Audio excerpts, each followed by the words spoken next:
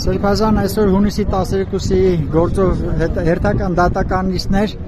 դուք ներկա եղաք նիստին, ինչ կասեք։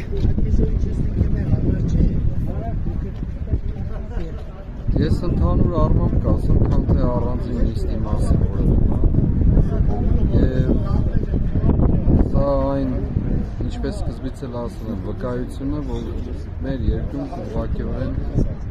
արդարադատություն որպես այդպիսին գոյություն չունի։ Ավելորդ անգամ կարիք չկա, քանի որ ոստիկանների կողմից գործադրված թե սադրանքի, թե բռնությանը, թե արգելված կիրառված միջոցների առկայությանը ոչ մի արձագանք դատարանը չի կատարել մինչև այսօր։ Այս մարդիկ հայրենատեր, հայրենասեր մարդիկ են, որոնք դատապարտվում են իրենց քաղաքացիական եւ հայրենական իրավունքները հաստատելու համար։ Այս մարդիկ եւ բռնաճնշումների են ենթարկվել եւ բոլոր իմաստներով եղել են ճնշումների ներքո, սակայն ոստիկանները, ովքեր կատարել են այդ բոլորը, որևէ կերպ դատապարտության չեն եկել։ Հետևաբար սա ուղղակիորեն քաղաքական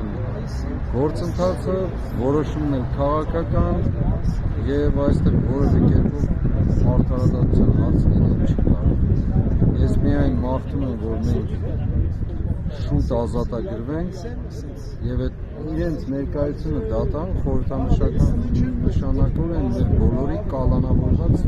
դատված վիճակի մասին է խոսում։ Շնորհակալություն։